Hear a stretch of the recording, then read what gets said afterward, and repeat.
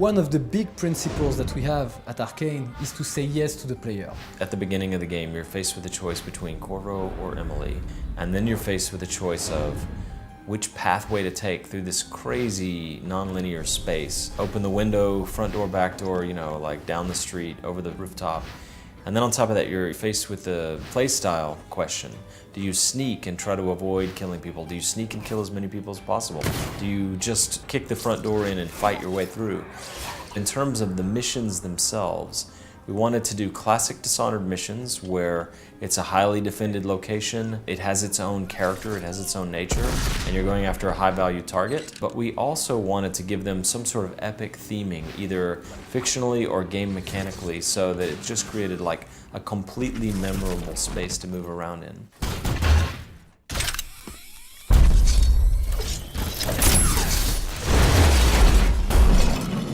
So for example, in Cracking the Slab, which is a level where you have the ability to go back and forth in time. You can literally move back and forth very dynamically between two time periods. The present, when the house is in ruins, or the past, 3 years ago, on the night of a special event when the house is posh, candles are lit, music is playing, guards are walking around.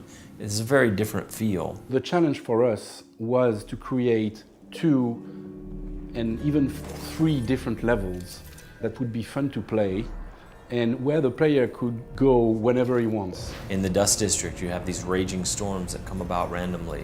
You have 2 targets there, 2 factions with very different ideas about what's better for the future. The other level that is very special in my art is Clockwork Mansion, where the player can change the configuration of each room. Where you could throw levers and move the walls, floor, and ceiling around. You basically reconfigure the house like a Rubik's Cube. So you can do that not only to open up new passages, but also to lock enemies behind walls. You're trying to reach Kirin Jindosh, the grand inventor for the Duke of Serkonos, and you're trying to unlock this puzzle box of his house, one layer at a time, to reach him. Another one of our very themed levels is the Royal Conservatory. It's like a massive museum with taxidermied animals that kind of gives you a view into like the Victorian idea of natural philosophy and science of the time. It just feels atmospheric and grandiose. What happens when the player's decisions meet this story-rich world is what we call emergent narrative. You can encounter a situation and react according to your morality, to your knowledge of the world, or to your impulses right now. And then you create your own story.